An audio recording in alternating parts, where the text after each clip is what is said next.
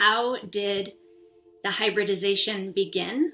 You can look at art from Assyria, Iraq, Mesopotamia, and different regions that are considered the birth of civilization.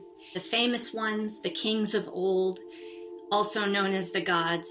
And I've always had the belief and the experience that what we call angels are actually reptilians. And the reptilians are the invaders to this time capsule that was a womb environment that caused the fall of what was called the vapor canopy. And in the womb environment, we human beings were a very different species. Since then, hybridization through food and also livestock has changed us, and it was purposeful to make us live shorter lives and have illnesses that kept us unwell and not vibrant as we used to be. It also caused us to have meat bodies. The meat bodies then produce cortisol, which is adrenochrome.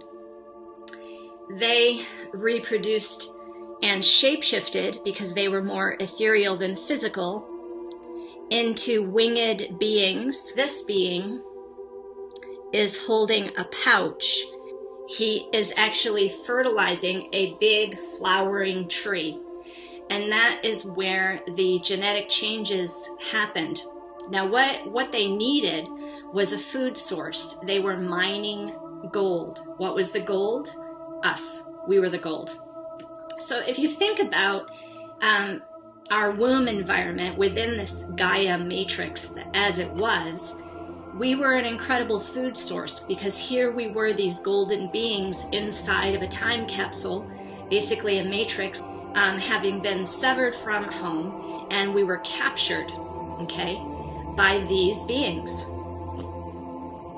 Now, these beings tell us a story that creation began with this tree of life and Adam and Eve.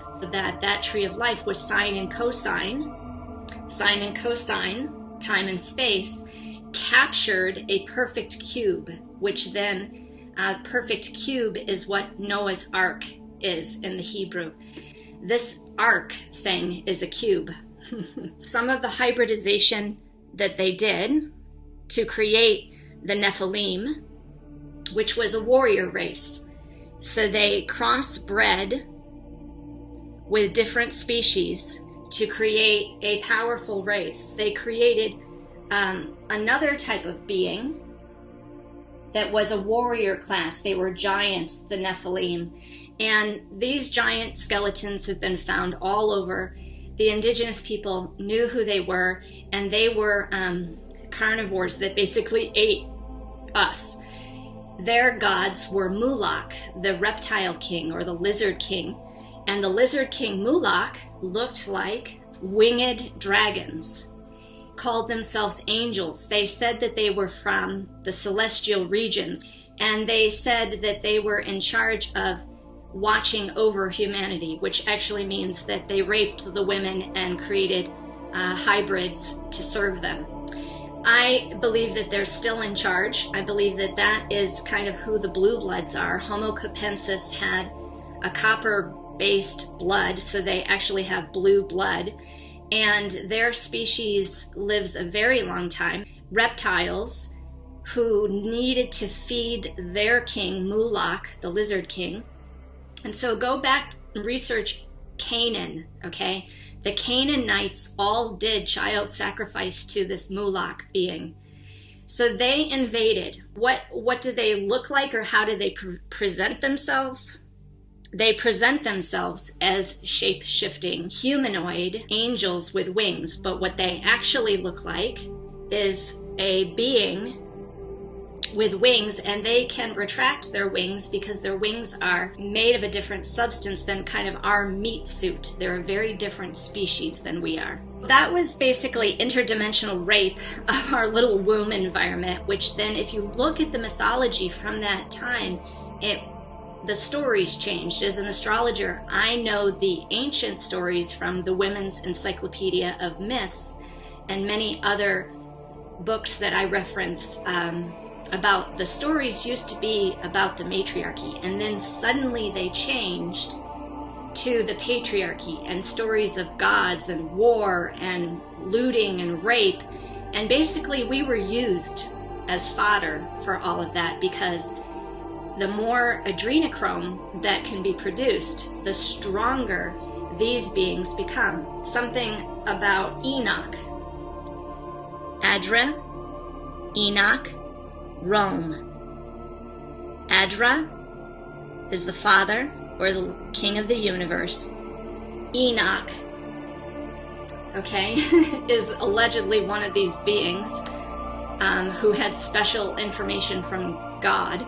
We're in a simulation, and the thing that is called God here is himself a demonic being. We are not in a realm of goodness. We are in a realm in which we, as the gold that the Anu, the Anunnaki, were mining, are used here, and we're forced to recycle ourselves again and again and again, and come back and recycle ourselves, because the Adra, Enoch, Rome, Enoch was the son of Cain, and therefore he was a blue blood, the Homo capensis line of the Canaanites.